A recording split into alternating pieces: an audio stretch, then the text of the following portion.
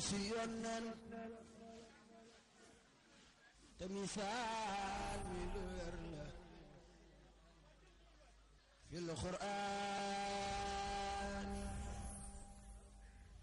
kuray bay damoo ni gum ndayam baayam bu baax nu sew tey damoo Seex Bamba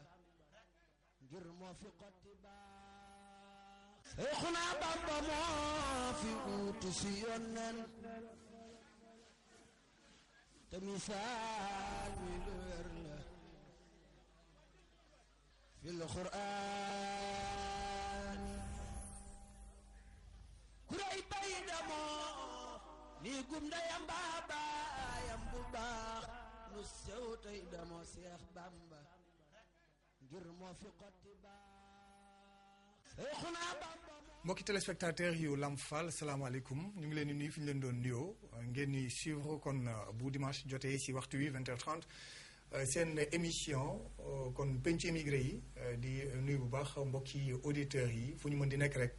émission penc émigré yi dellu siwaat comme d'habitude fat si xam ngeen lii kon actualité mooy mbokki sénégalais yi ñuy faat kon à l'étranger xam ngeen ni li si mujj rek mooy mbokk sénégalais bi nga xam ne dañ ko fekk en tout cas Brésil mu tëdd si matlaam ñu taal ko donte faatuwul waaye it morceau yi xam ngeen ni moom la ñu tiré en tout cas 3 balles au niveau de l'Italie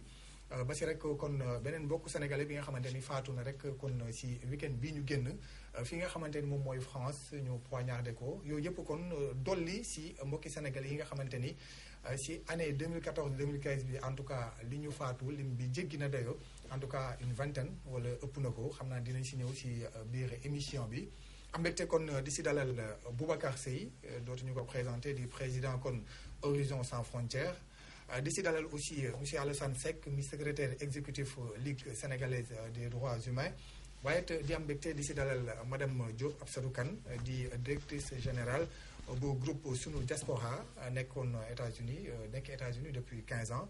di voyager aussi à travers la diaspora sénégalaise moo xam Europe Afrique loolu yëpp di ay voyages d'échange lépp ngir xool sunu mbokki sénégalais yi nan la ñu nekkee kon ñu fas yéene dugg ci thème bi lépp rek ngir waxtaane recherche solution ci persécution bi nga xamante ni ñu ngi koy def kon les sénégalais fu ñu mën di nekk donc à l'étranger monsieur Seye ñu ngi lay dalalaat jàmm ci plateau bu Lamp Fall. Aline maa ngi lay nuyu di nuyu Sénégal yëpp di la remercier ci émission bi di nuyu aussi monsieur Seck bi ma bokkal plateau bi ak madame Diop. di nuyu képp koo xam ni téléspectateur nga ci la télévision Lamp Fall di nuyu képp koo xam ni yaa ngi ci diaspora bi di leen souhaiter une très bonne émission. merci monsieur Alassane Seck ñu ngi lay dalal jàmm ci plateau bu Lamp Fall. jërëjëf Alioune maa ngi lay gërëm di la sant ci invitation bi def naa ni ñu ngi commencé xaw a miinante léegi mooy mu ñaareelu yoon bi ñu jokkoo ci liggéey bi donc di nuyu sama mbokk yi Boubacar Seye bi xam ni c'est vrai que. temps yëpp yaakaar naa ne moom moo nekk ci combat bi moom daal gis nañu ngi jàmbale ci lool ñu koy encouragé bu baax ci liggéey bi di taxaw wetam di ko jàppale ci lépp lu mu yaakaar ne mën nañu ko ci jàppale ñun waa Ligue sénégalaise pour que ëllëg sunu Sénégal sunu mbokk Sénégal yi nekk ci biti askan bi ñu xool naka lañ leen jàppalee aar leen pour ëllëg ñu gën a am sécurité. du nuyu tamit soxna si madame Diop Kane di ko ziar di ko encouragé parce que liggéey bi muy liggéey tamit nekk na liggéey bu jafe ndax diaspora tamit. tolloog 3 millions de personnes nga war a mën a def seen gestion ak di ci toppatoo seen xabaar muy liggéey ñu koy encouragé bu baax a baax ci liggéey bi. merci beaucoup madame Absadou Kane Diop kon ñu ngi lay dalal jàmm ci plateau bu Lamp. merci beaucoup Badara di leen nuyu sama frère yi ma bokkal plateau bi muy monsieur Seye ak monsieur Seck di kontaan lool pour bokk ak ñoom plateau ak. di profité di nuyu suñu mbokku diaspora bi ak di massawu aussi famille yi nga xamante ni ñoom la tiis yooyu wàcc seen kër muy ñi fi jot a génn àddina bu ñu bëggee lim tey duñ fi jóge di leen massawu bu baax di profité aussi ci occasion bi di ndokkeelaale président Yaya Boni ak président Macky Sall ci dox bi ñu demoon dox ko ci Burkina am na ci solo parce que loolu dina dimbale suñu mbokk sénégalais yi nekk Burkina mbokk diaspora bi yëpp sax parce que kenn umpalewul ni y a une forte communauté sénégalaise bu nekk au Burkina. Donc bu Burkina amee jàmm daf ñu si ñun dañ koy yëg dëkk ak sous région bi yëpp dañ koy kii donc di leen si félicité di gën a wax tamit suñu mbokk sénégalais yi nekk foofu ñu gën a dal. jërëjëf je rappelle que vous êtes la directrice générale de groupe Sunu Diaspora ni leen ko waxee kon mbokk yi xam naa ni balaa ñuy dugg si biir sujet bi dañ leen di invité ñu jàllale def benn en tout cas état des lieux si mbokk yi nga xamante ni faatu nañu en tout cas te ñu jot information bi si atub 2014 2015 bi intervalle boobu ànd seeg sunu confrère Alioune Badara Fall mi ñu defal élément bi je rappelle que bi élément bi jàll na fi récemment yàggul dara yi amaat ñu dellu siwaat ko kon ñu ànd ak Alioune Badara Fall ak waa régie. limu ko doomu Sénégal yi nga xam ni faat nañ leen ci biti réew ma ngay gën di yokk bés bu jot bokk na ci faatu ko Cheikh Ahmadou Tidiane Ba di doomu Jurbel ji nga xam ni ñu ngi ko faat niki guddik juróom-benni fan jàpp juróom-ñaari fan ci weeru avril bi ñu génn ca Port-Gentil ca biir Gabon loolu it indi ay jeexi jaaxal lu bëri ci kaaraangeek doomu réew mi nga xam ni ña ngay yeewoo ji ci yeneeni réew ci biir Afrique. lu ko jiitu nag ci bésub fukki fan ak juróom-ñett ci weeru mars atum 2014 Mamadou Diaw nekk doomu Sénégal gi nga xam ni ma nga juddoo ca Koungheul ñàkk na fa bakkanam ca benn boutique. waaye ay bis balaa loolu rek beneen doomu Sénégal di Mamadou Diop moom it ña ngi ko faat ca Amérique ci ay anam yoo xam ni kenn xamu ko. lim boobu ma ngay wéy di gën di yokk ndax it ca fukki fan ci weeru décembre atum 2013 Maam Balla Khoule di doomu Louga ñàkk bakkanam ca Italie ba ko ay agresseur fekkee ca fa nga xam ni fa la doon jaayee. réewum Italie googu sax beneenub doomu Sénégal mujj na faa faatu di wuyoo ci turu Mor Diop Samb ba ko doomu Italie bi faatee di Gianluca Cassieri. ci loolu it mën nañ ci dolli niki benn fan ci weeru février atum 2013 Cheikh Ndiaye ñàkk na bakkanam ci benn métro ca Athènes ci contrôle boo xam ni policiers municipaux yi ñoo ko doon def. waaye it mënuñoo fàtte faatu ko doomu jëwriñ ji nga xam ni moom la ñu dénk wàllu càmm gi ci réew mi di doomu Aminata Mbengue Ndiaye Pape Xaali Ñang moomu ña ngi ko faat ca Amérique ca benn restaurant boo xam ni fa la nekkoon. yeneen i doomu réew mi tamit ñàkk seen bakkan ca Maroc bokk na ci di Pape Moussa Seck ay atam toll ci 22 te nga xam ni dañ koo bëmax ca ñeenteelu étage takk der yi ña ngi ko doon dàqi moom doomu Mbuur googu ca la ñàkk bakkanam ci ay gaañu-gaañu yoo xam ni amoon na ko niki fukki fan ci weeru octobre atum 2013 fukki fan ak ñeent ci weeru août bu at moom it Pape Ismaïla Faye fanweeri at ak benn moom it ñu agressé ko ca Tanger ay njabootam yi nekk ci xaar yàlla doon xaar seen doom jooju mujj ñoo gis lu dul néewam niki ñaar fukki fan ci weeru août boobu atum 2013 lim ba nag day wéy di gën di yokk ndax ñaar fukki fan ak juróom ci weeru mars atum 2014 Oumar Ly rey nañ ko ca Centrafrique ci lu yàggul dara nag Mor Sylla faat nañ ko ca Espagne ginnaaw ba nga xamante ni ay policier doon nañ ko dàq mujj nañ ko burbax ca ñeenteelu étage ba mu doon nekk loolu it ci lu yàggul dara la mu yëngaloon nag doomu Sénégal yi nga xam ni ñooy yeewoo ca réew moomu. ba nga xamee ni nag askan wi nemmeeku na ni lim bi ma ngay wéy di jégg dayoo ab laaj jot nañ ko cee samp di maanaa lan mooy taxawaayu nguur gi dëgg-dëgg ci doomu réew mi nga xam ni seeni bakkan ma ngay wéy di rot ca biti réew moo ne de boo demee ci réew mu mel ni France wala États-Unis seeni doom dañuy wéy di leen protéger fépp fu ñu mën ne ci àdduna bi yëpp te it doomu Sénégal yi nga xam ni ñoo nekk ca biti réew dara yóbbuwu leen lu dul teral seen njaboot ginnaaw ba nga xamee ni nag nguur gi tële na ci jox leen. asalaamaaleykum. jërëjëf kon waa régie ñoo ko déggandoo élément bi suñu sukkandikoo si des en tout cas ay chiffres yoo xamante ni mu ngi jógee en tout cas si direction des Sénégalais de l'extérieur nee nañ cette année 29 cas de décès la ñu enregistré à l'étranger dont 18 assassinats donc yoo xamante ni cette année at bi kase kii professeur yaa ngi déggandoo élément bi. lii yëpp ban jàngat nga si def. voilà tout d'abord Aline man damay jaale tout le Sénégal parce que aujourd'hui Sénégal gi yëpp dañu nekk en deuil di jaale famille pour wax leen ni aussi ñun nous partageons la douleur beneen bi chiffres yi nga wax ni léegi lu ñu la wax rek am na lu ko ëpp parce que dañuy wax ni il y a des aspects de la migration que ñoom yoo xam ni jëluñu ko en considération et que ceux qui meurent en Méditerranée ñooñu waxuñu ko loolu aussi ay sénégalais lañu boo demee dans le désert entre Ceuta et Melilla ñaata nit a fay dee et cetera donc pour wax la ni daal la liste est là tey jii suñ doon lim suñ doon estimer kenn du xam lan la. donc ci gàttal daal tey tout le Sénégal est endeuillé alors il y a un échec nag l'échec est là le constat est là dafa am un échec dans la gestion de ce dossier-là. Immigration nag dafa nekk un fait social malheureusement ce n'est pas un fait politique moo tax ñun duñu accuser kenn. dañu wax ni comme fait social la moo tax tey gis nga je me réjouis de partager ce plateau avec monsieur Seck et madame. même ci jigéen ñi sax tey c'est très important parce que dañu représenter 48,6% des migrations internationales. tey ji jigéen ñi ñu ngi leen di violer ñu ngi leen di toroxal amuñu benn protection en matière de droit international. kon yooyu yëpp tey dafa war a taxaw des réflexions stratégiques et opérationnelles pour saafara mbir mi. waxtaan la ci pour trouver des solutions kon lii moom mooy wax bi tey. parce que il faut que ñu reconnaître que la diplomatie sénégalaise bi nga xam ne tey moo yore en charge de ce dossier là dañoo lajj dañu échec gis nga crise institutionnelle bi am tantôt nous avons un ministère tantôt une direction tantôt un secrétaire d'État tantôt ñu dindi ko donc boo xoolee il y a toute une excusez-moi le terme mais xam nga il faut ñu ñemee wax bi amateurisme moo am dans ce dossier là te ay doomu bakken xam nga ministère des Sénégalais de l'extérieur amul sens ay doomu bakken bokkul ak ministère du budget wala ministère de l'élevage ay doomu aadama la ñuy toroxal la migration tey dafa am des aspects géopolitiques et géostratégiques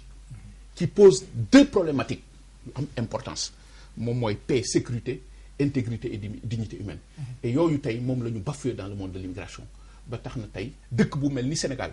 nekk en situation de vulnérabilité chronique parce que tukki dafa ancré wu ci bopp sénégalais culturellement sénégalais foog na ni su tukkiwul du tekki te nit a ngi fi tekki te musta tukki yooyu yëpp ay wax la soo jëlee théorie am dans la migration yooyu yëpp tey la NEM la nouvelle économie des migrations la théorie standard la théorie macroéconomique yooyu yëpp tey dafay def des facteurs de déclenchement ci migration fii ci Sénégal parce que daf fi xew yooyu yëpp nag tax na ñu nekk ci situation bi demee ni tey ba mu indi mu jur lii parce que musta am politique migratoire boo xam ne day sàmm ay doomu aadama. D'accord xam naa dinañ ñëw ci solution kon ñëpp gis nañ ni yaay échec gis nañ ni am na ay difficultés yu bari ñuy nemmeeku tax ay bakkan di rot te pratiquement mun nañu wax ni amul benn solution en tout cas bu ñu gisagum en tout cas dans l'immédiat yooyu yëpp tax je rappelle que direction des Sénégalais de l'extérieur waroon nañ fi teew en tout cas pour bokk ci débat bi donc lu tax ñëwuñu bon je pense bien que les Sénégalais ñoom ñooy juger lu tax ñëwuñu monsieur Seck gis nga situation bi ni mu demee que vous inspire cette situation. waa xanaa doy war rek di ko naqarlu di ñaawlu dëgg la parce que soo ko gisee ci ay nit doomu adama say mbokk dafa lay naqari lool parce que ñun yàgg nañu génn yàgg nañu gis mais dafa mel ne Sénégal yi dafa mel ne dafa am acharnement waaw dafa tombé parce que man dem naa Gabon gis nañu pays yu mel ne Europe naam du nekk lu yomb parce que Sénégal mooy nekk réew mi gën a ràññee presque ci Afrique ci immigration génn parce que c'est le taux double par rapport aux pays africains. Les pays africains soo nekkee 9,7% defe naa immigré sénégalais c'est autour de 5,7% donc c'est le double donc sénégalais yi génn dama dégg ci diaspora bi jege na 3 millions. 3 millions c'est pas xam nga kooku du gabonais du congolais. donc loolu donc ak estimation presque parfaite parce que officiellement ils étaient à 800 000 qui sont recensés am na beaucoup de phénomènes yu jaxasoo lu ñu wax concours de circonstances pauvreté bi gën a accentué au Sénégal gën a yokk immigration bi malgré les dangers donc xoolee Barsaq malgré ça taxul ñu xale yi taxaw nit ñi gën a yokk ci dem bi lim bi soo xoolee Italie wala Espagne dangay jaaru da nga sax fii Sénégal laa nekk wala maa ngi Italie dem naa New York da ngay tiit yaakaar ne donc loolu lépp dafa concourir ci phénomène boobu mais li mu wax léegi Boubacar Seye mooy li ma seetlu mooy doo seetloo 1983 lañu créé woon ministère des Sénégalais de l'extérieur des immigrés avec Fambaye Fall Diop ça fait plus de 30 ans loolu bu ko Abdou Diouf créé à l'époque waroon na am lu tax ndax booba population diaspora bi dafa demoon ba jéggi dayoo fallait un ministère plein 1983 2015 comme un concours de circonstances wax naa ko dem ci sa émission bi man la comme par hasard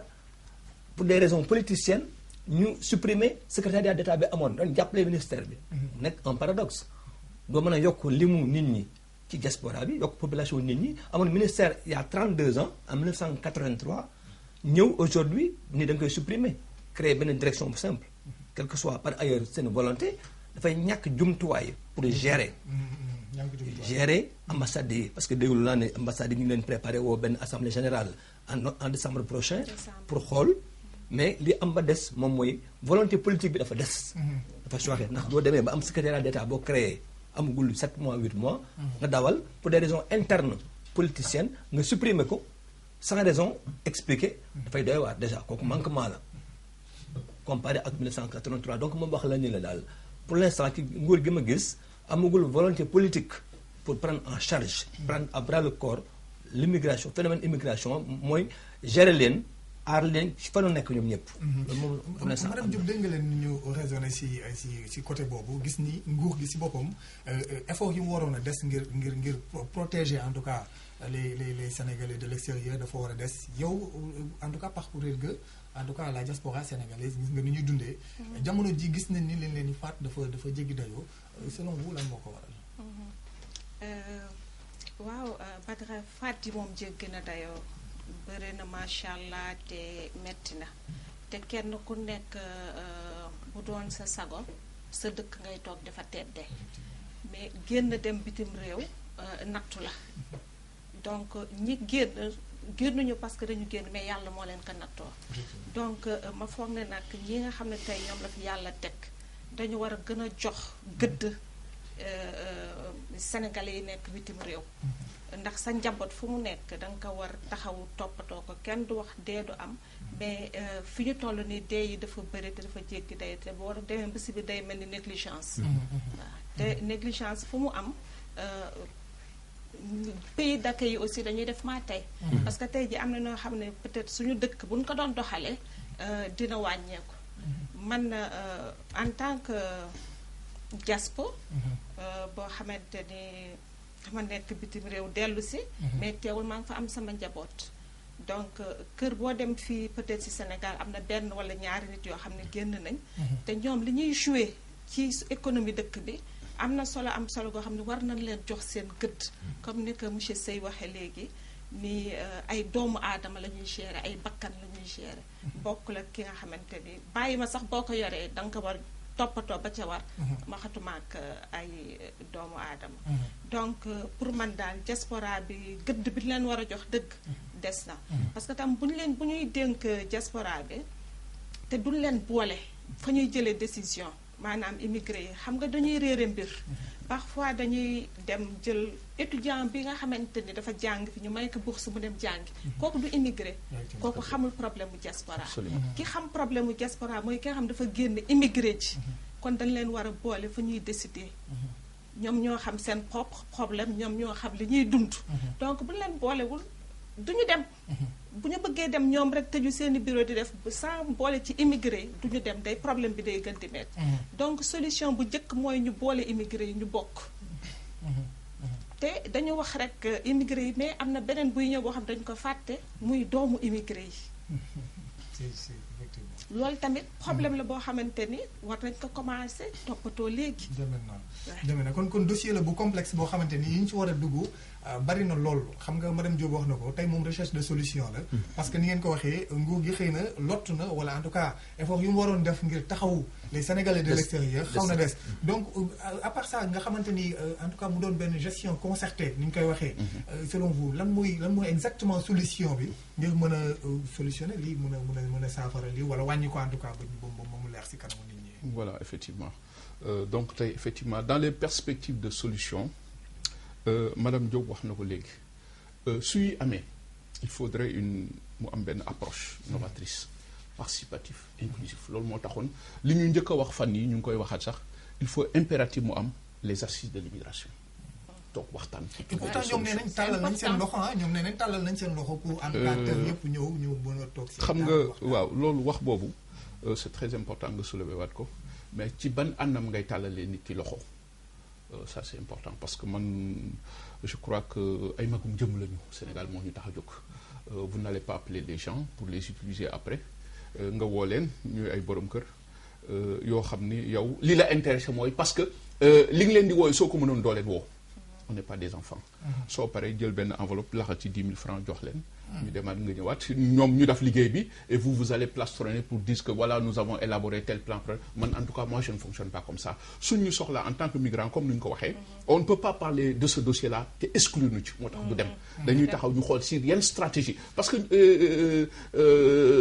mënoo xam migration bëgg ñu ko xam ni ñu koy dund comme ni ñu ko waxee. et voilà le benn aspect échec bi maintenant tey il faudrait une beneen vision novatrice.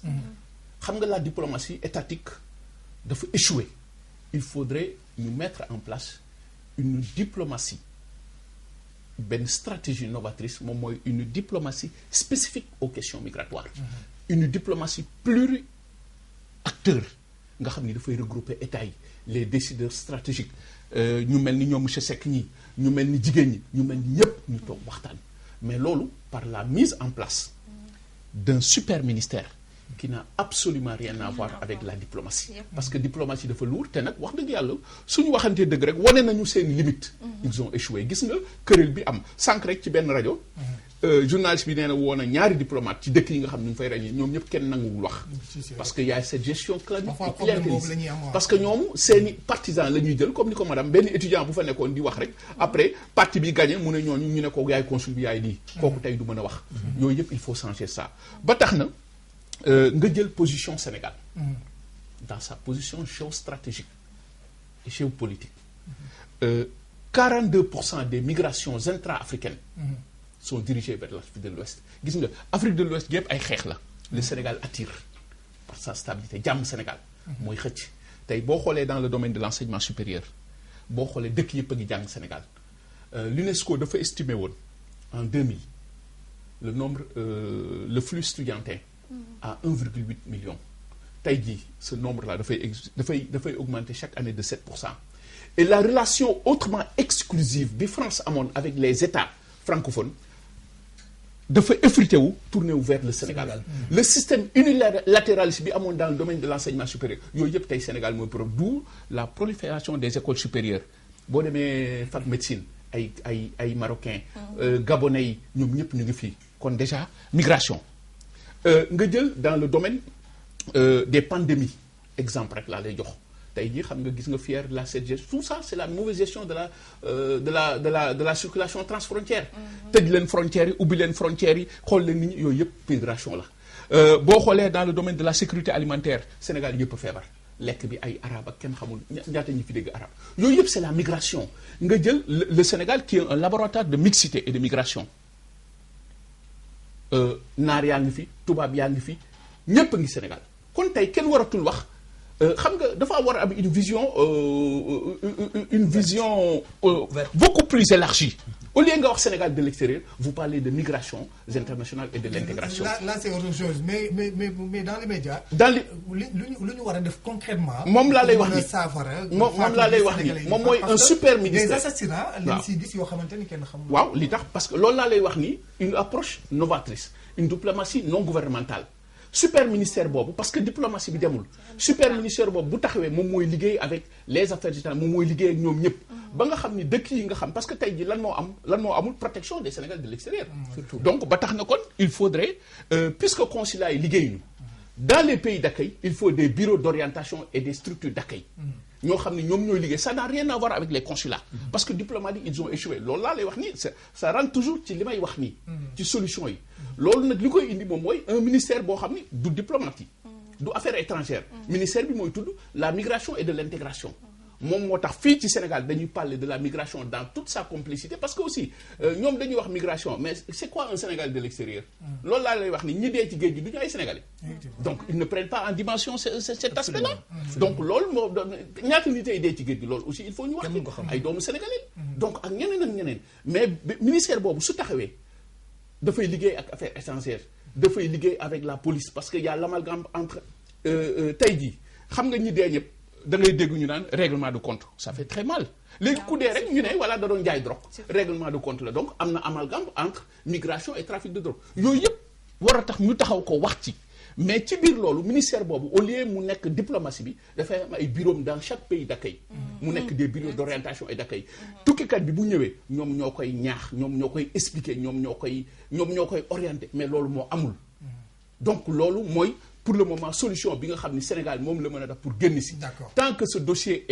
est confié à la diplomatie nous allons d'échec en échec il faut que ñu d'accord ñi laaj nañ ñu dimbali ngir yàlla ñu jëlee seen loxo ci dossier migratoire parce que du fo ay bakkanu doomu aadama la. d'accord alors monsieur Seck actuellement sénégalais bu ñu ko assassiné en tout cas bu ñu ko faatee à l'étranger ay mbokkam si la ñuy gëj a xamee en tout cas si lu leer si ki def jëyu jooju nan la demee l'État du Sénégal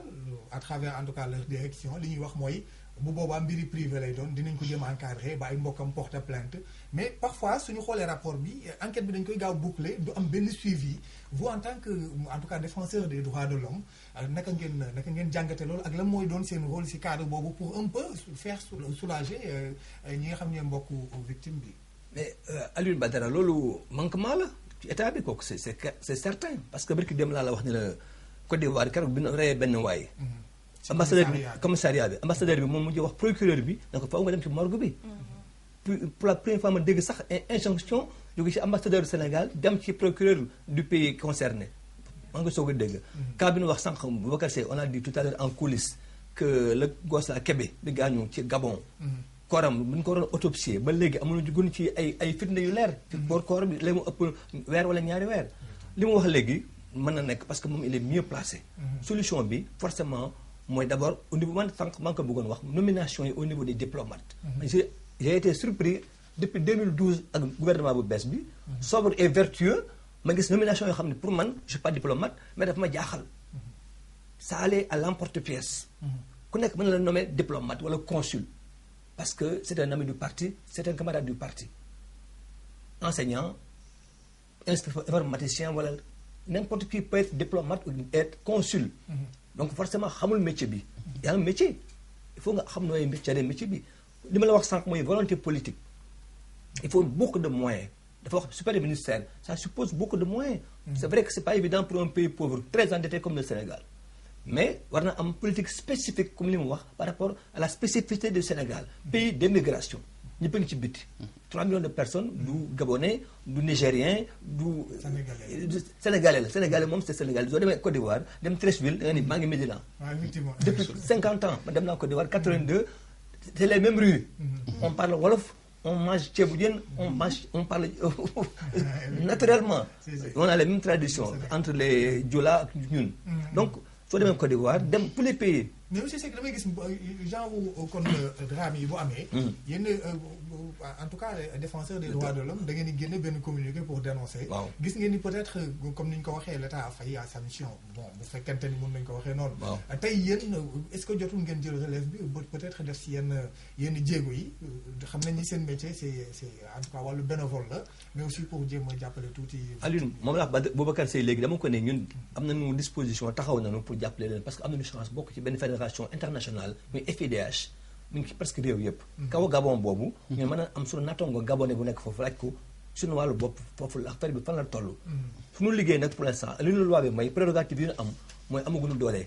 sur le plan de la légalité am nañu accompagnement parce que ñun ligue am nañu ay avocats yu bari président ligue avocat la vice-président bi avocat la presque membre yi yaa mas 10 avocats qui proposent leur service mooy assistance judiciaire bénévolement pour toutes les victimes soo ko seetloo bu baax cas yëpp ñun dañ ciy dugg proposer suñu assistance judiciaire même hors du pays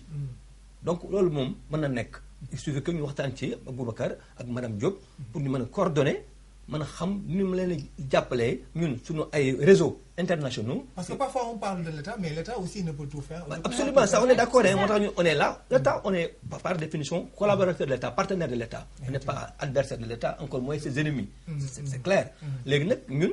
il faut que ñu am implication yaa ngi may soog a impliqué tey laay soog a ñëw télévision Lamp Fall Boubacar Seye maa ngi ko soog a gis en chair et en os tey nii ñu ngi waxtaan jékkoo nañu ci ay suñuy carte ak suñu ay discussion léegi ñun nous sommes prêts pare nañu pour jàppale ñëpp ñoo xam ne ñu ngi liggéey ci wàll woowu pour àq ak yelleefu doomu aadama ñu jëm ko préserver fu mu mënti nekk ci Sénégalais. dëgg la parce que dossiers yi ni ñu koy ranger ci tiroir yi dafa xaw a loolu yoon doyu tuuti. du yoon madame Diop yow pour rappel yaay directrice groupe Sunu Diaspora en tout cas la première femme en tout cas émigrée si bu fekkee mën nañu ko waxee noonu bu taxawal groupe de presse buy wax ci sensibiliser en tout cas ci cause de la diaspora mbir yi su amee exactement yéen nan ngeen ci taxawee. ok ñun mbir yi bu amee balaa muy am sax ñun lañ siy jóg di ci taxaw bu amee rawatina nag bu amee parce que journal bi ma yore bi ñu koy def c'était en 2012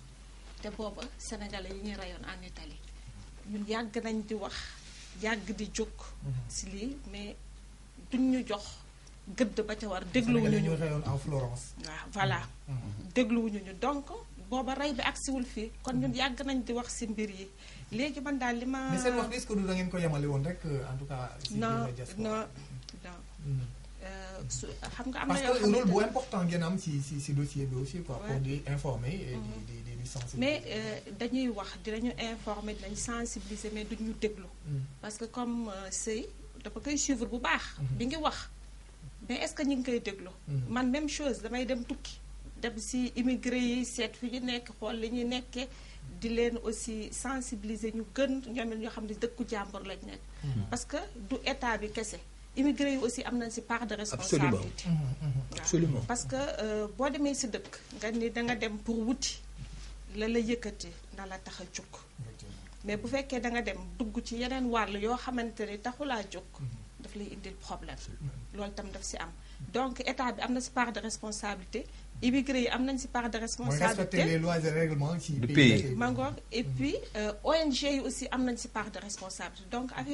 affaire immigré yi nekkul loo xamante ne lu ndaw la. kon donc du benn entité en tout cas bu war a toog à côté di ko jéem a. état bi rek aussi mënu ci liggéey parce que maa ngi wax léegi ni pour ñu ñuy boole. mais dem naa ci ay consulat yoo xamante ne ñañ fa nommé ay immigré la ñu woon. daan def tey ji li immigré yi di def. am na ci ay jigéen comme ay góor ñu nekk ay consul mais ñoom defuñu seen wàll.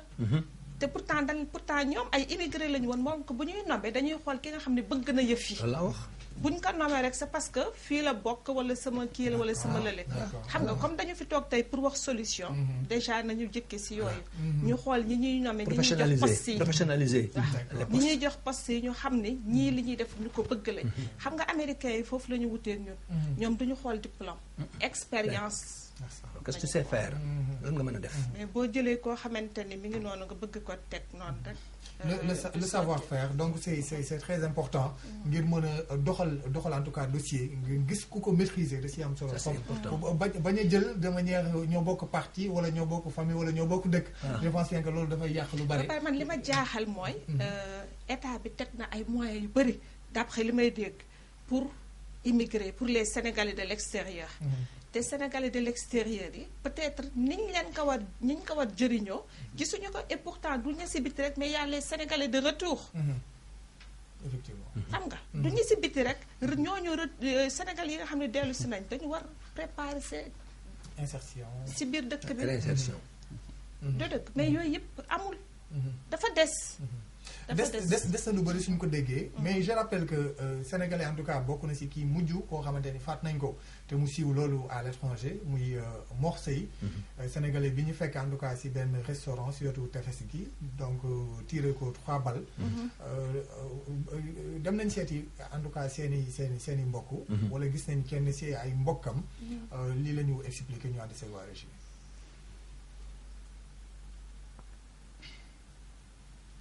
Modou Kane laa tudd ma ngi nekkoon masiti leen doon fi jaayee waa ji maanaam masay mi ko jur ak sama yaay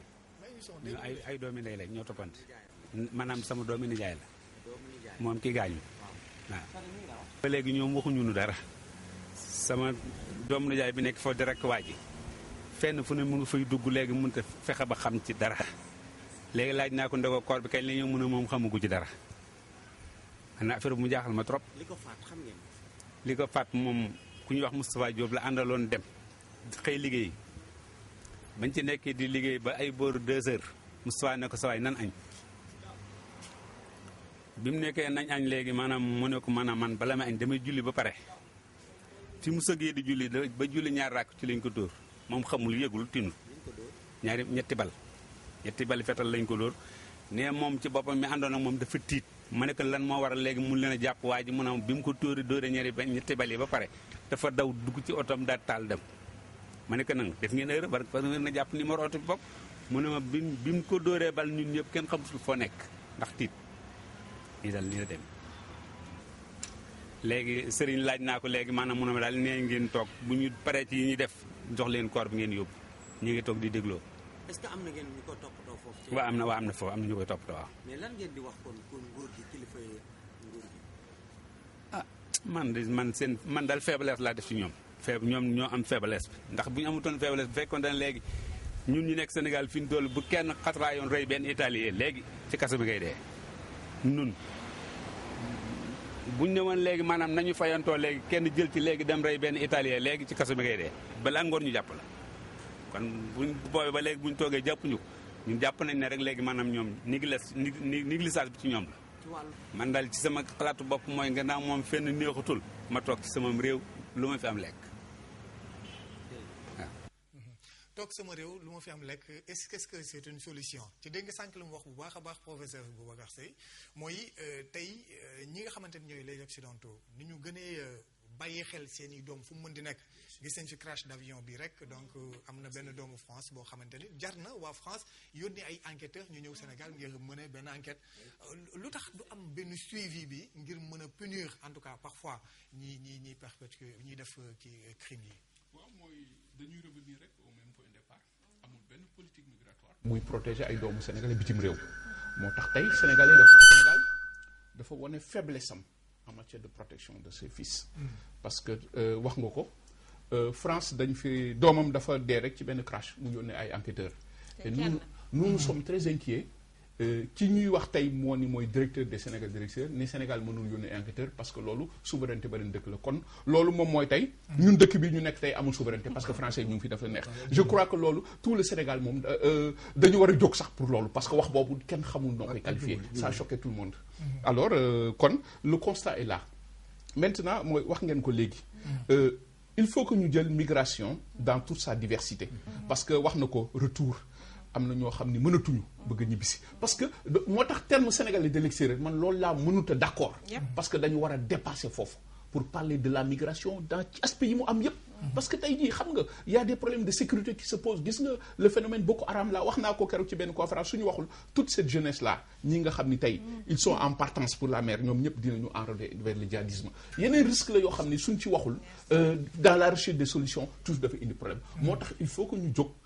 taxawal lii ma la wax nii il faut que ñu dindi dossier bi ci diplomate sénégalais yi ñoom nag li ma ci jaaxal rek li tax le ministère des affaires étrangères s'entête à gérer un dossier boo xam ni man soo ma santee lu ma mënul wala ma échoué ci tey jii dama naan président de la République dindi ma ci lii xam nga wax bi mooy lan Sénégal diriger ko en Afrique dafa yomb on ne fait pas de bilan tey jii wax naa ko l'Assemblée nationale waroon na mën a wala mën a une autonomie créer une commission d'enquête parlementaire absolument mais loolu amu fi alors le ministre waroon nañu ko convoquer pour des explications crédibles bakken yàlla moo ko moom saa bu ko neexee mu fat ko xam nga ñun lu ñu wax le gouvernement Sénégal fu bakken faatoo nga def ni yeneen dëkk yi daf pressing vous avez parlé tout à l'heure de la tuerie de Florence 13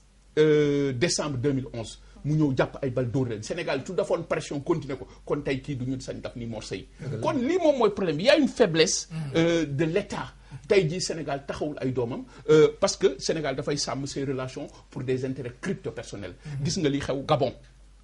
Anacor Moustapha moo tax maa ngi leen di ñaan nous avons porté plainte à l'État du Gabon keroog bi ñu ko defee ñoom ci boo xam ay télévision ñoom boo laaj ma la nga bëgg man leen bëgguma dara xam nga lu ma bëgg ñu may doomu africains yi jàmm ñu ne ma noo Sénégal ma ni leen ñëpp parce que Horizon Sans Frontières ñëpp la wax donc loolu et cetera kon ngeen jàppale ñu ba plainte boobu comme état jàppale wuñu cadre boobu laa bëggoon na ñëw ak monsieur Seck est-ce que jotul yéen aussi ngeen di saisir en tout cas les organisations internationales ngir jéem a xool un peu ñoom dañ leen jàppale si cadre boobu Alioune moom laa la wax léegi nii dama ne la loolu ñu wax wañ bu nekk ci benn lay commencé bu ma ko see maa ngi soog a gis tey yow maa ngi c'est la deuxième fois donc pour man ñun dañ taxaw wax naa la léegi ñun assistance judiciaire dañ koy def de façon d'ailleurs mooy suñu spécialité Ligue sénégalaise mais dama gis ci Sénégal rek ngeen ko waaw yemale. xam nga non pour l'instant xam nga te doomi sénégalais ñu ngi à l'étranger. waaw mais est-ce que jotul ngeen xaw ko yaatal. xam nga lépp lan la affaire moyen. parce que ñëpp gis nañ ni li ñu leen waroon taxawee ci assistance en tout cas juridique dafa des bu baax. Alioune li jiitu li mujj aussi bien pour état bi que pour ONG yi mooy affaire moyen. moyen fu nga bañ a réeré mbir noonu aussi bul wax rek li nga bëgg mais ñun duñu sañoon soo amee enquête bu mel noonu ñun dañuy dem Gabon. de façon indépendante xool enquête vérifier am nañu ay avocat yu xarañ su dee avocat président bi mi ngi nekk CPI comme avocat Assane Dioma Ndiaye vice-président bi Yare Fall il est à la CPI avec un poste important donc ñun am nañu fa au moins 7 avocats 8 dans le bureau de la Ligue pour wax la ni la donc ñun pare nañu pour assistance judiciaire topp enquête bi ba mu sës mais li jafe moom mooy d'abord implication bi pour ñu yëg ko àndandoo ak moom am suñu ay moyens te moyens dañ koy wuti parce que c'est pas automatique c'est pas évident parce que ñun ñëpp on le fait de façon bénévole état bi dafa am ay milliards yu muy jàll ak ñeneen ak entreprise bokkul ak ñun donc en tout cas li ma xam moom mooy li ñu wax léegi nii ci état bi dama ne la en 83 déjà amoon na ministère des émigrés avec Fambaye Fall Diop boobu c'était pas rattaché au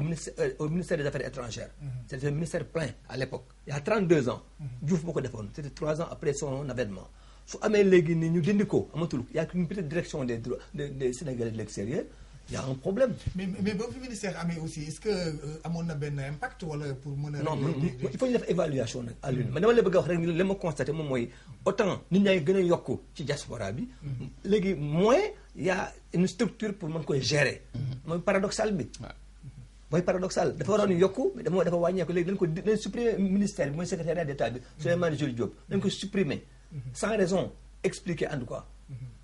loolu mooy bàyyi fi benn direction bi fi amoon na fi avant. donc cela veut dire que. donc ni ñu waroon jàppee en tout cas dossier bi. dañ ko néewal doole dañ ko woyofal. madame Diop dégg nga sànq si élément bi. Serigne Modou Kane bi wax. je rappelle que moom cousin direct la si Mor Sey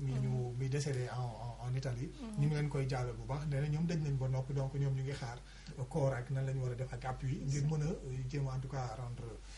justice mën a def en tout cas liggéeyam ñoom ñu ngi toog di xaar ndax amuñu si benn doole. mais dégg nga fu mu daanelee xanaa rek ñu ñibbisi ca toog suñu réew daal di muñ. loolu est-ce que du waxu ku désespéré dëggantaan. ñàkk pexe loolu waxu ñàkk pexe la mais xëy na man li may wax parce que booy wax na nga wax te yàlla rek tax. te gën a bees le moo fi am mais gën a metti la am. ndax jour bi kooru Mor Sylla di ñëw. man jour boobu le matin laa jógee voyage. donc corps bi doon ñëw à 9h du soir. malgré sama coono et tout dafa dem à l'aéroport pour kiiwi ko. donc bi ma demee foofu gisuma fa benn représentant. maa ngi fa woon constaté naa li nga wax. voilà du kenn si ñoom ku fa nekkoon bu fekkee yaa nga fa woon. am na beneen corps bu ñëw. ku tudd Mor Thiam. nekkoon Moussa Thiam nekkoon Argentine. dee na ba jabaram muuru ba summi. mu def 8 mois. 8 mois corps bi doog a ñëw am na dee na ba am 8 mois. 26 décembre ba 26 août. muy doog a ñëw. donc. ci condition yoo xamante ne moom aussi xamuñu ko xam naa ni c'est l'émotion xam naa dañuy àndaate ko waa. baal ma nga baal ma bu Mor Sylla immigré dafa dem pour wuti. mais demul pour xaru. damay wax man ci Mor Sylla nga xam ne daf ma fekk foofu.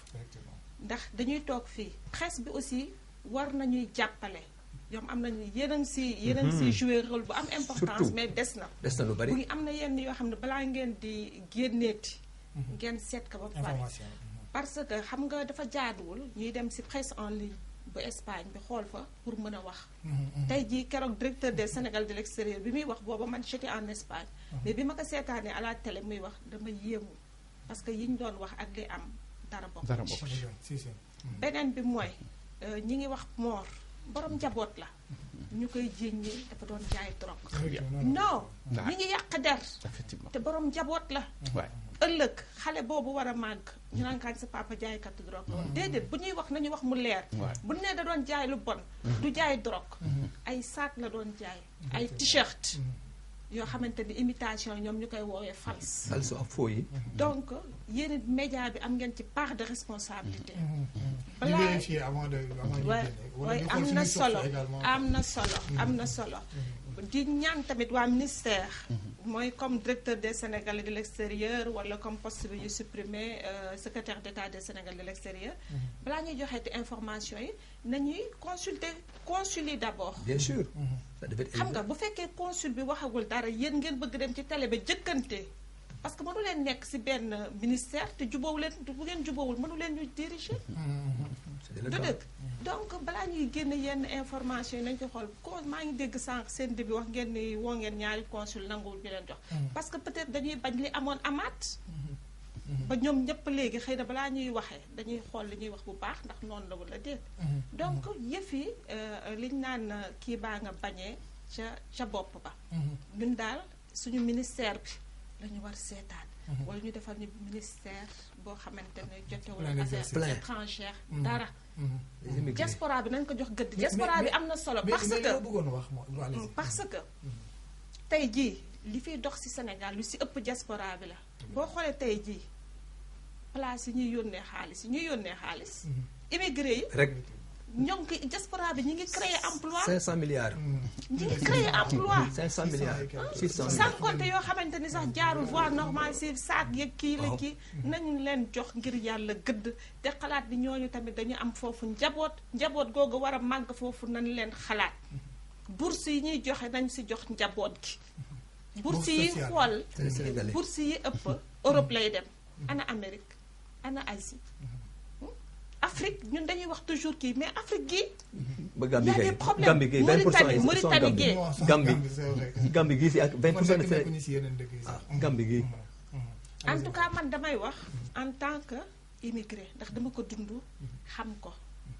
loolu moo waral tax bi ma demee ba décidé pour ñibbisi loolu ma ko dund nekk en tant que yaay aussi moo tax ma investir ci communication pour mën di jàllale mais pour fii nga am fi ñu jox lay information sax c'est tout un problème. C'est tout un problème. dem naa ministère barki Dembo Ndiaye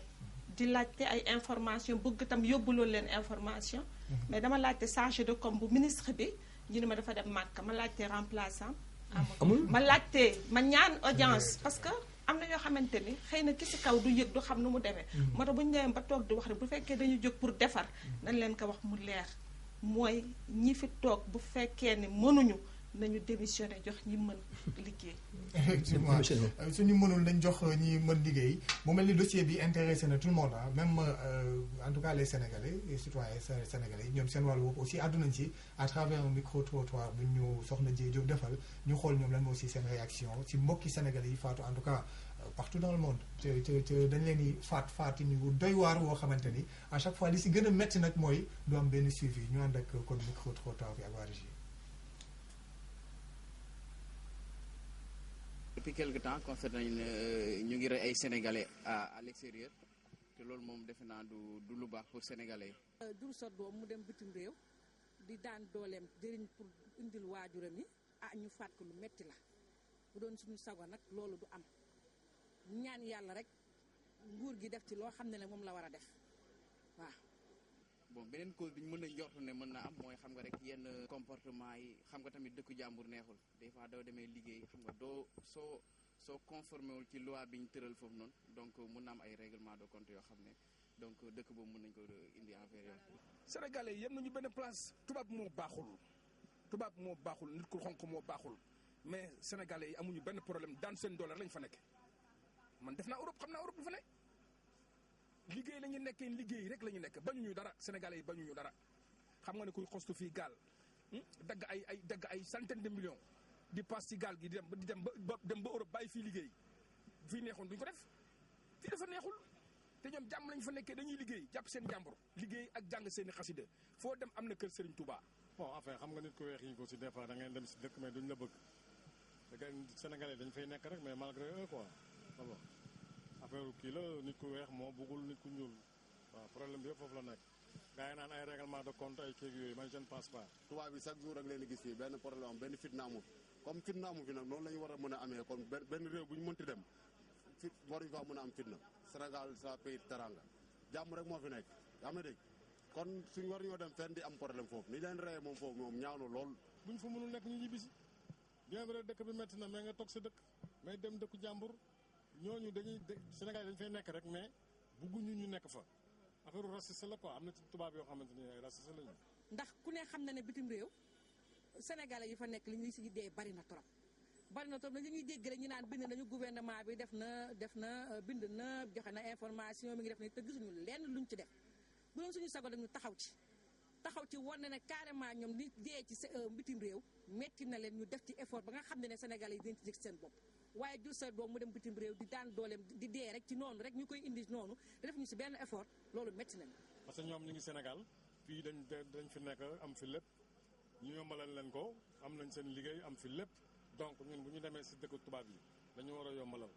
mais di buntu xatal di lay def ay affaires yoo xamante ni loolu c'est pas rafetul quoi. mun na nekk ay règlement de compte que mun na nekk tamit accident ak yenn xeet yi nga xam ne par exemple confirmé wuñu ak loi dëkk boobu noonu bi nga xam ne citoyen yi nekk si dëkk bi ñoom bëgguñ loolu. te man def naa ay séeréer def naa Italie def naa fa ay 300 wala ay 200 et demi waaye vraiment daal ni ma gisee tubaab bi ni ñuy def ak sénégalais daal moom affaire restiment daal affaire restiment laa ko. merci ñoo déggandoo kon mbokki sénégalais yi ñoom it fi ñu nekk ku si nekk li leen jaaxal mooy lu tax amul en tout cas réaction bu leer si ñi nga xamante ni ñoom ñooy ñoo gouvernant day delluwaat si ñoom rek kon donc pour wane ni mais aussi monsieur Seye est-ce que du moment yi ñu toll est-ce que du maanaam adduna bi daal cin buy baax la fépp ay cin buy baax la ni ñu koy waxee donc fépp amul roq bu sedd. est-ce que du aussi loolu moom moo favoriser en tout cas ces tueries. waaw xam nga migration tey da ngay recadrer débat bi dans un contexte mondial de mobilité croissante des populations tey ñëppay tukki. xam nga tout circule rapidement information virus ba ci lépp rawatina doomu adama. kon àddina moo yëngu te immigration moo yore àddina moo tax dëkk bu mel ni Sénégal pour revenir rek cadrer ko fii il faut que mu jël ay matuwaay parce que un Sénégalais sur 10 est candidat à l'immigration tey soo fi tegoon avion kenn duy des Sénégal kon ñun war nañu mën a jël ay matuwaay beneen aspect boo xam ni ñu ngi koy faral di bàyyi mooy doomu Sénégalais yi ñu tëj ci bitim réew loolu dañ koy bàyyi parce que gis naa sànq ku joxe ay chiffres bind 699 mais lépp lu ñu wax ëpp na xam nga lan moo baaxul Sénégal vous avancez des chiffres sans étude moo tax gis nga même sur les estimations des Sénégalais là de bi ñu ñëwee leen ko wax il faudrait un recensement exhaustif pour xam ñaata Sénégalais ñoo nekk gis nga politique migratoire foofu lay njëkk a commencé mais loolu yëpp dafa nu ko da ngay xëy rek pour montrer au chef de l'État que vous êtes en train de travailler vous inventez des chiffres alors nous en souffrons parce que dañuy tëdd ba guddi nit woo ma ni ma monsieur Seye di jooy man de gisuma sama doom 2 jours après nga woo ma nee nañ ma tëj nañ ko mais man je suis allé en Europe j'ai signé des conventions avec des avocats ñoo xam ni ils sont prêts à nous accompagner mais ma ñëw fii Sénégal j'ai fait une conférence de presse l'État brille par son indifférence ñii c'est des trucs c'est ay kii lañu suñu leen posé problème l'État brille par loo wax ñu ne ils n'ont pas prévu xam nga politique ñu mais comme nous sommes dans la recherche de solutions à l'une il faut que ñu waxante Sénégal gi yëpp xam li xew parce que c'est devenu une demande sociale mais madame Diop sànq wax na part de responsabilité bu si mbokki émigré yi aussi am parce que suñu ñëwee si dëkk aussi règlement dëkk yi war nañ si mën a taxaw bu baax a baax mais également est-ce que du ñoom it liñ naan ni nga def sa réew rek la sa réew di def est-ce que du le fait que ñoom gëdd bi ñu war a jox seen ndawal réew en tout cas si pays d'accueil joxuñu leen ko duñu bindu pour am carte consulaire duñu dem nemmeeku seen consul est-ce que yooyu aussi du problème si ñoom ñu war a mën a problème la moom problème la parce que man mois de juin bi yàlla def na sax umewuma fi koor maa ngi ume koor Nouakchott ndax Mauritanie ndax dama dem Mauritanie boobu problème yaa ngi am ma jóge Nouakchott dem Nouadhibou bi ma demee Nouadhibou boobu problème yi tar na ñu ngi leen di si taxi da ngay dis taxi mu arrêté la police arrêté la am sa carte séjour amoo ko ñu dugal la si kii bi te sénégalais yi carte séjour bi lañ gën farataal seen carte d'identité nationale ak seen carte consulaire man mii maa ngi def montage vidéo ba parew ma ko maa dem si géej gi ci suñu mbokk mool yi fa nekk Nouadhibou dajale plus de 107 personnes ci consulat ba ñoom ñëpp ñu ñëw inscrire am carte consulaire maa ngi ko def ak suñu donc c'est très important ah. c'est important mais ñoom dañu mujj wëlbatiku ay xarit lañu léegi dañ ma woo di ma wax ni jërëjëf parce que lii xamuñu ko woon xamuñu woon jëriñu carte consulaire. la moo tax ñuy ragal pour dem pour bindu ji pour seen doomu réew xam leen. am na ñoo xamante ni dañu xamul. ndax sama carte consulaire man fu ma koy dem dama koy yor nii mi ngi sama biir saak. bi ma ko jëkkee génne am ay jeunes yu ma ko wan man leen xam ngeen lii lan la dañ ma wax lii mooy carte d'identité yu jëkk ya. donc dañu xamul mais bu ñu leen xamalee. ba ma leen xamalee jaral na leen ñoom ñëpp ñu xëy mobiliser seen i jabar seen i doom kenn demul si géej gi. ñoom ñëpp dañu dem si consulat bi Nouadhibou inscrire am seen i kii football même bi carte consulaire yi yéex yi génn dañ ma woo di ma sonna madame Diop jotaguñ si man leen day jël temps parce que day jóge Nouadhibou dem Nouakchott si ambassadeur bi voilà donc day jël temps mais di ngeen si jot. donc loolu tamit consul yi ñoom ñoo war di jouer rôle boobu. bañ di tëju si bureau yi bu sénégalais yi ñëwul ñoom ñu fekk leen parce que dañ leen fa teg pour sénégalais yi. mooy manque de communication bi ñuy wax boobu ba léegi. kon donc dafay feeñaat monsieur Seck. xam naa ni ba tey mun nañu ànd ak mbokk yi ñu joxe seen i réaction si 88 628 19 07 33 824 52 81 ngir mbokk yi nekk si biti réew ngeen mën a participer si débat bi penc immigré yi actuellement nii monsieur Seck kon jot na ñoom it ñu jéem a changer seen i comportement en pays d'accueil. Aliou nag loolu laa la bëggoon a wax nag. loolu moom tamit quelque part. c'est un grand handicap. parce que dëkk dañ fiy tere fii dañuy tere lii dañuy nanga kooku sénégalais man dem naa ci biti réew yu bari handicap bu mag a mag la. donte jàmbaar lañ dañuy liggéey waaye. jàmbaar lañu mais nag comme li jiitu mooy c'est vrai li mu wax ñàkk xam ignorance ak analphabétisme ñàkk xam ak ñàkk mën a jàng loolu handicap la ak ñu ci ëpp ñu fa ñëwee jaaroo ci yoon. de 80% à la limite léegi de plus en plus immigré normal amatul. donc ñëpp dañuy làqatu pour bañ a dem ci autorités yi pour une raison ou une autre parce que bëgguñu dem parce que bi ñu fi ñëwee normal loolu. da nga ñëw jaar ci gaal yi wala da nga dugg jaar Marrakech jaar Rabat ba àgg jaar ci mur ba Ceuta et Melilla ba àgg Espagne dugg sa train ainsi de suite àgg Italie donc 3 quarts yi dama gis soo demee arrivé bi du arrivé normal arrivé légal.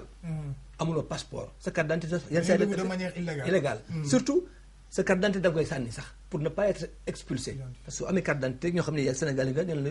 expulsion vers le Sénégal. du coup nga ne amatuma këyit. y en a beaucoup qui le font man j'ai beaucoup de frères qui sont en Italie mais suñuy dem. est-ce que du loolu mooy justifier parfois ñu leen expulsé si yeneen dëkk yu. am na difficulté yoo xam ne quelque part Alioune il faut le dire ci ñun la wax na ko léegi elle a vécu là-bas. mel na ne am na ku nekk si ligne bi. ñu jël ko salaamaaleykum allo salaamaaleykum sëñ bi wala soxna si yaa ngi en direct 88 628 19 07 33 824 52 81 rëcc na ñu xaar keneen si 88 628 19 07 parfois xam naa. ñuy songandoo ligne bi mais ba léegi ngeen jéem ñu xaar seen contribution ak seen suggestion li ñu doon waxtaanee mooy jéem a chercher une solution en tout cas ci persécution bi ñuy nemmee ko en tout cas jamono ji si sénégalais de l'extérieur yi. waaw donc c'est pour dire que rek ñaan nañu yàlla suñu xale yi dem. xale yi tamit xalaat bu baax soo àggee. ñu jël kii nga baal ma rek salaamaaleykum. waaw sëñ bi yokkal kàddu gi nga wax ñu noo tudd ak fooy wootee da ngay wàññi sa rajo wala sa télévision nga déglu ñu si téléphone bi 88 628 19 07 33 824 52 81 da si am solo ngeen déglu ñu si téléphone bi ngir mën a joxe seen contribution wala ngeen participer en tout cas en direct si émission bi actuellement. waaw rek doon wax rek di insister parce que loolu mooy jiitu ñàkk xam bi comme ni mu wax ay mool su jógee Gendar bëgg dem Nouadhibou moom toppatoowul ay consulat. bato gaalam lay yëg na am jën yu bari la siwul wut xaalisam ñibbisi. loolu handicap la. ñu jël ko salaamaaleykum allo salaamaaleykum.